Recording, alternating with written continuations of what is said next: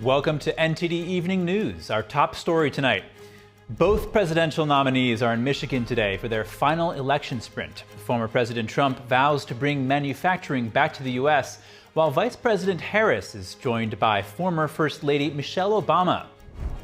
Muslim and Arab leaders threw their support behind Trump at a Michigan rally today. We break down the significance and the Trump campaign's strategy. In a high-stakes retaliation, Israel launches direct strikes against Iran following Tehran's recent missile attacks. Israel said it hit military targets which did not include energy infrastructure.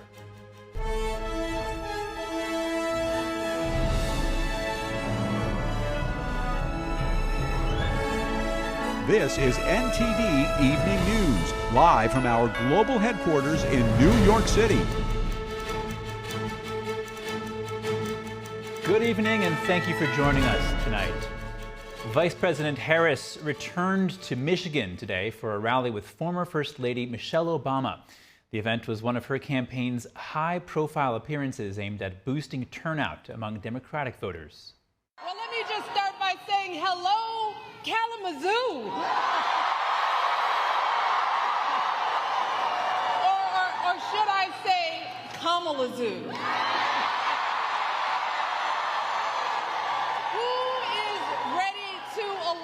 The next president of the United States, Kamala Harris. After arriving in the battleground state, Harris went to a local doctor's office to talk with healthcare providers and medical students about abortion access. Michigan is one of 7 swing states that will likely decide the election. It's part of the blue wall that's considered Democrats' best chance of electing Harris, along with Pennsylvania and Wisconsin. As for President Biden, he spoke at a union hall in Pittsburgh today to promote Harris's support for organized labor. He mentioned that Harris once walked a picket line with the United Auto Workers. Harris took a detour from the battleground states with a stop in Texas yesterday. Superstar performer Beyoncé made an onstage appearance in support of the presidential nominee. Our correspondent Jason Blair was in Houston. The Harris campaign has been spending most of their time in battleground states. However, the vice president is here in deep red Texas. We are 11 days out from an election that will decide the future of America, including the freedom of every woman to make decisions about her own body and her reproductive freedom. During her talk at Houston's Shell Energy Center, she highlighted the state's abortion laws. We know what's happening here in Texas. Doctors and nurses could go to prison for life simply for providing reproductive care. Think about that. Since the repeal of Roe v. Wade, states have been able to set their own laws on abortion. Texas has outlawed it except for certain situations, like when a mother has a life-threatening condition. Compared to other states, Texas is among the most restrictive. With the Election Day countdown tipping on single digits, the Harris-Walz team has been getting boosts from stars at events. In Houston, superstar singer Beyoncé said a few words. I'm not here as a celebrity. I'm not here as a politician. I'm here as a mother. A mother who cares deeply about the world my children and all of our children live in. Country music legend Willie Nelson also sang a couple of songs. Both stars are Texas natives. The campaign hopes to generate viral moments that will reach people in battleground states. This weekend, Vice President Harris also has a rally with former First Lady Michelle Obama in Michigan. Then she has another rally in Philadelphia with former President Barack Obama and rock legend Bruce Springsteen. Reporting in Houston, Texas, Jason Blair, NTD News. Staying with Vice President Harris's rally in Houston, abortion was a key focus of her speech and of the introduction to her speech made by Beyoncé. Attendees spoke about the issue afterward. Let's hear what they had to say. The event was amazing, and it meant a lot to me to just be able to be in the room. This is the first time that I've ever been to a rally, and I love that we have a future president who is so amazing and really speaks up for us and cares about the issues that matter. You know, being a woman, of course, I want reproductive rights, and I don't really want people to have control of that. I want to have a choice, so that's important.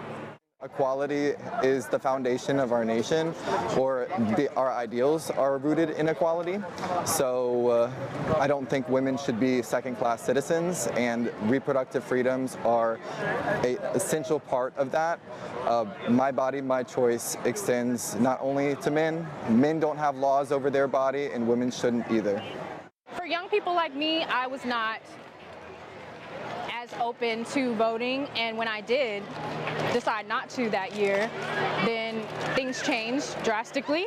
A lot of us think that it doesn't directly affect us, but it does, and especially with the things that have changed as a woman, I felt encouraged, actually. I was skeptical, to be honest, about coming, because this was my first time coming to an actual political event, and this was actually encouraging to bring me to more in the future.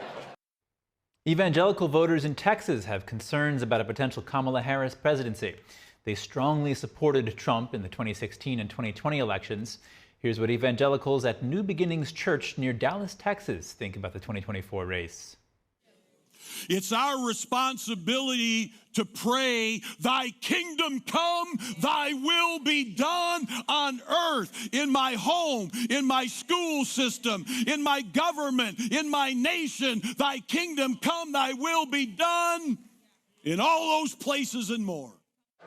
He's the one true God, you know, he's sovereign. And so we want to vote. As Christians, it is our duty to vote our biblical values. Abortion, you know, I believe in speaking up for the unborn. You know, they can't speak for themselves, so we have to. Another issue is fatherlessness. And I believe in the nuclear family and supporting the nuclear family. So those are some of the big issues. In other words, God creates two genders, right? Male and female, not 10. He tells them to have children, to procreate. He says nothing about aborting anything. He thus establishes marriage and family between a man and a woman to have children and to rule the planet, and says that this is good. And so I just think that some of her policies are really bad, and they're going to hurt a lot of people. And some people aren't even thinking that. There is nothing that a Bible-believing Christian can align with her on. And I think it's absolutely concerning, and we should be really concerned about the issues that we care about and those being really trampled in a Harris administration. I think most Bible-believing Christians are concerned that our families are not being protected, that children, we're having to fight for our rights to protect children from pornography, to protect children from gender modification surgeries, to protect the unborn. I think it's extremely concerning. I think I heard a speaker one time say that it's irrelevant whether Donald Trump is a Christian or not, because no one in the church stepped up, so God had to send him. And I thought that was just kind of a clever way of saying it. Trump made an appearance on the popular Joe Rogan Experience podcast, saying it was the longest interview he's ever done. He's in Michigan this weekend to win over swing state voters that he says will win him the election. NTD's Washington correspondent Jack Bradley has the details. Former President Trump is campaigning here in Michigan this weekend. His plane is taking off right behind me, and he was holding a rally right here in Traverse City to a crowd of thousands of supporters, speaking about illegal immigration and how he'll turn around the economy if elected. Now, he was 3 hours late because he was hosting a podcast with Joe Rogan, and that was a 3-hour-long podcast. But still, many people braved the cold, and most people stayed. So here's Trump, what he said about illegal immigration. Take a look. They say the biggest thing on the polling, the biggest thing they have is the economy, and then they have inflation, and then they have the border. And I disagree. I think the border is number one. I think the border and the inflation's terrible. And the economy stinks because of the inflation. It stinks because of the inflation. But I think the biggest thing is the border. The former president also emphasized how tariffs on China will help bring back manufacturing here in the U.S. So you got to vote for Trump, and you will see a mass exodus of manufacturing jobs from Mexico to Michigan, from Shanghai to Sterling Heights, and from Beijing to right here in Traverse City. Isn't that a nice place? Nice place.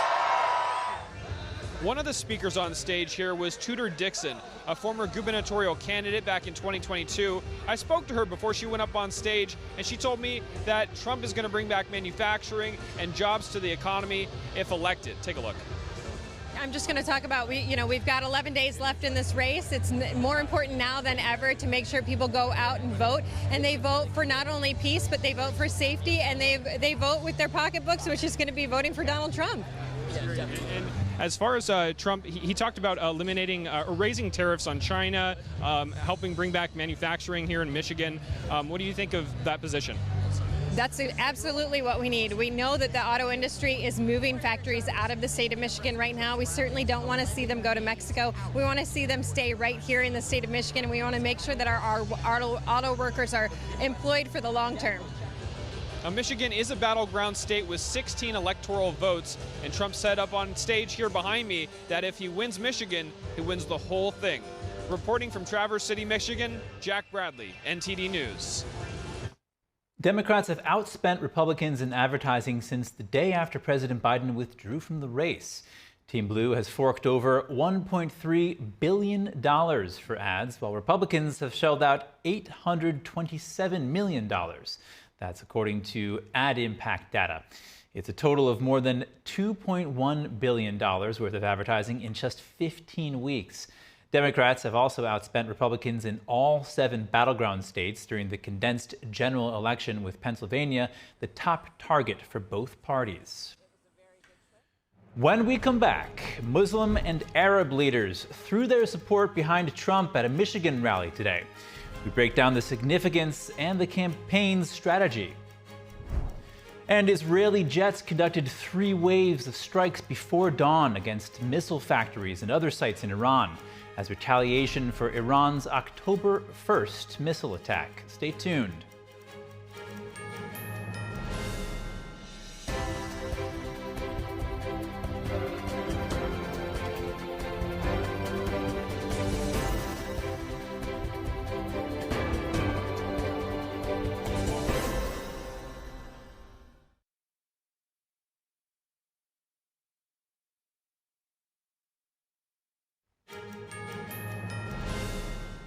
Welcome back. Former President Trump toured the Rust Belt today with events in Novi, Michigan and State College, Pennsylvania.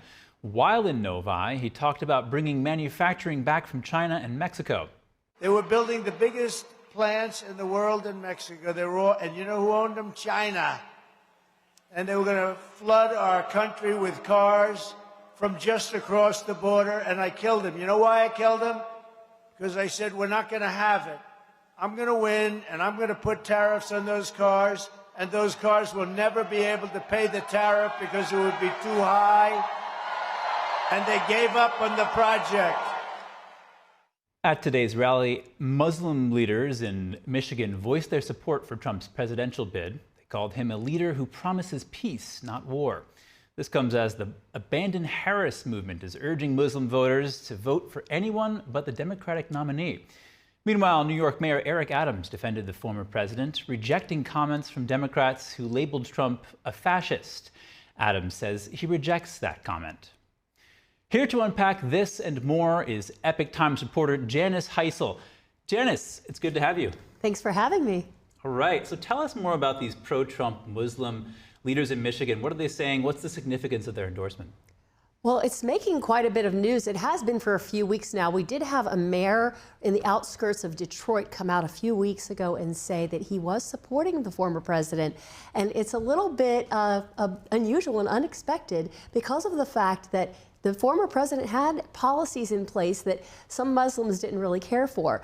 But the bottom line is, for the Trump campaign, they're saying that Muslims want peace in the Middle East just as much as anybody else, and Trump, will push for that. Now, there's a movement among Muslim voters to not vote for Harris. This has led many political strategists to believe that Trump actually has a chance to win them over. What can you tell us about this? Well, I'm hearing that there is this movement called Drive for 75, which means that they're trying to come up with 75% of Muslim voters to go against Harris, even if they don't go for Trump. Maybe they'll go for Jill Stein, the Green Party candidate, for example, because they don't agree with what her policies have been while she's been in office. Yeah, it's so interesting. This seems like quite the shakeup here. People going away, these Muslim voters going away from Harris and to Trump. Now he's holding a rally at New York City's Madison Square Garden tomorrow. Also quite the shakeup. New York City is not exactly a Republican stronghold. You'll be attending that one. Who's going to be in attendance and what can you expect? Well, the list of the speakers and special guests is really getting a lot of attention because of the fact that, Elon Musk is such a huge person in our society for his business, for his rockets, for, Twitter/X, all of these things. Tucker Carlson, very famous media personality. Then we'll, of course, have J.D. Vance, who is Trump's running mate, members of the Trump family, a Speaker of the House, Mike Johnson. So all of those people, plus some CEOs. And there's also going to be some singers, performers, artists. So there's kind of a potpourri of things for people to kind of just enjoy that day if that's what they want to do with their time on that day.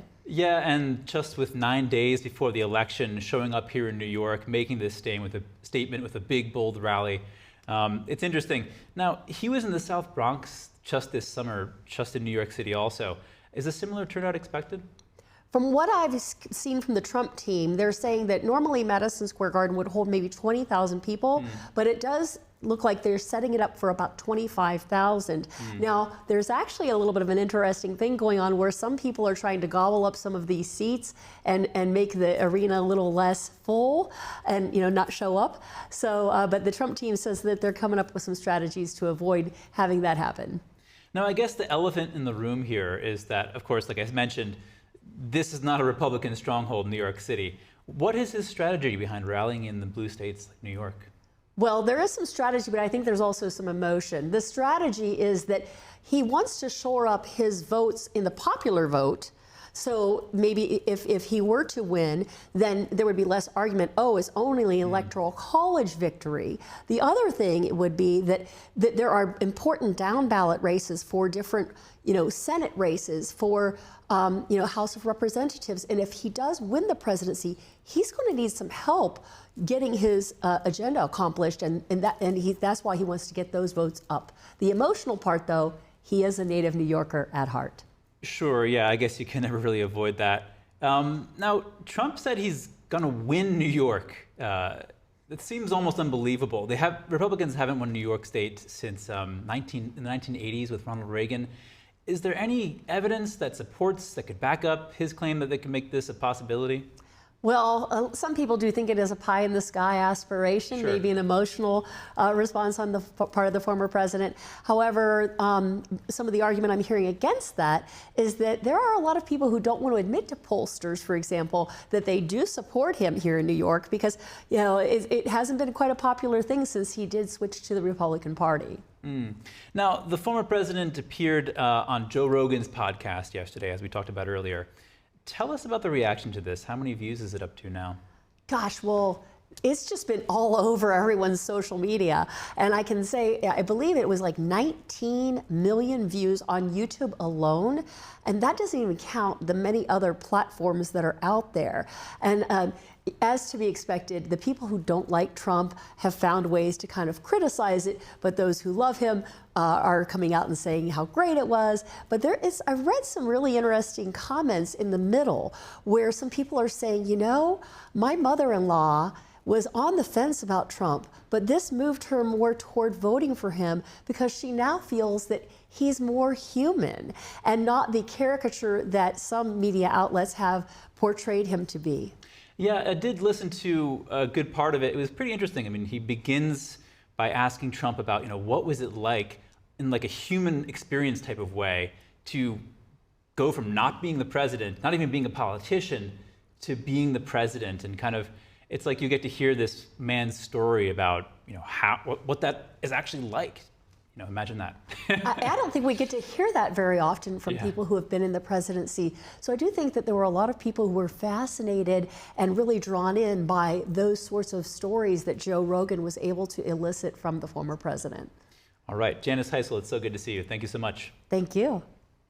Moving on, this is the first year Michigan is offering early in-person voting thanks to a voter-approved amendment to the state constitution in 2022. Local governments in Michigan are providing 9 days of early voting, which first launched for Michigan's February presidential primary. NTD's Chris Bobb is traveling to different campuses talking to young voters in the battleground state. I'm here at Michigan State University where early voting began today at 10 a.m. Now this is unique. This is the only site in Michigan at a university where students can vote on campus. This site actually opened 5 days ago on Monday. Other sites in East Lansing opened today, which is Saturday. I spoke to students who came out and also a staff member who works here about the process and also what their experience was. Take a look. So what did you feel about voting on campus? I actually thought it was really nice. They were really helpful. It wasn't really that confusing. They had like a lot of people in there help me out, show me what to do. So it was nice. This is my first time voting, so I didn't really know what to do or what to expect. Actually, my friend over there, he pointed out to me, he said there's voting on campus. I was just going to vote on election day, November 5th, but he was like, it's easier if you just go in, just do it on your own time. So yeah. And what were some of the issues that impacted your decision today to vote? It's a lot of just motivation from the people around me to vote. I know a lot of people just like ask me to, so mostly for them, yeah. I think people should have the right to an abortion, so that impacted my vote. Do you plan on going to the football game tonight? We're throwing a party. You guys want to come? You guys are invited. We have a big game on or not on campus, but kids are involved. So I'm not expecting a lot of turnout today, but heavy yesterday, heavy Thursday. The students picked up on Wednesday, Thursday, and Friday. What we offer them is a chance to do on-site registration and voting. I know what it's like to be a college student. You're not up early on a Saturday, so I know that. But I'm encouraged. I'm encouraged that the kids are coming. We got a lot of first-time voters, a lot of questions, but that's why we're here. So we're trying to make it easy. I want anybody who's eligible to vote. I want to encourage everybody to come. And have you ever worked at a site on a university campus? My understanding is this is pretty unique. This is unique. 14 days is very unique. And we've had several different communities sending their deputy clerks or their staff to see how we're doing, what we're doing, because they might do the same thing. So the law has changed, and we are open for 14 days, which is a big chunk of time, but we have a big campus, and so we got a lot of kids that we need to get in here. It's such a privilege to be in this country, and I want you to honor your right to have the vote, and we're here to help you, and we want to make it as easy as we possibly can. Now, turnout is very low today. There's a huge football game. Michigan State University's Spartans are facing off against the University of Michigan's Wolverines over in Ann Arbor. But it's expected to pick up next week as early voting continues. From East Lansing, I'm Chris Bobb. Israel conducted targeted strikes on military sites in Iran today, responding to earlier attacks from Iran. The Israeli military says its objectives have been achieved. Both President Biden and Vice President Kamala Harris responded. The reason we're a little late, I was on with the intelligence community for the last half hour, 3.5 hours. And it looks like they didn't hit anything other than military targets. My hope is this is the end. A couple of hours ago, I got off of a lengthy and important conversation with the President and our national security team. And of course, we maintain the importance of supporting Israel's right to defend itself. And we are also very adamant that we must see de-escalation in the region going forward. Dozens of Israeli Air Force aircraft, including fighter jets, refuelers, and spy planes, took part in the strikes. Israel's military said that it carried out 3 waves of attacks on missile factories and other sites near Tehran and in western Iran. 4 members of Iran's military were killed in the attack, according to state-run media. Explosions could be heard in the capital, Tehran, but the strikes did not hit the city. There have been no reports of strikes on Iranian nuclear facilities or oil fields. The Israeli military warned Iran against retaliation, saying, quote, "If the regime in Iran were to make the mistake of beginning a new round of escalation, we will be obligated to respond." Thank you so much for tuning in tonight. I'm Chris Beers. Good night.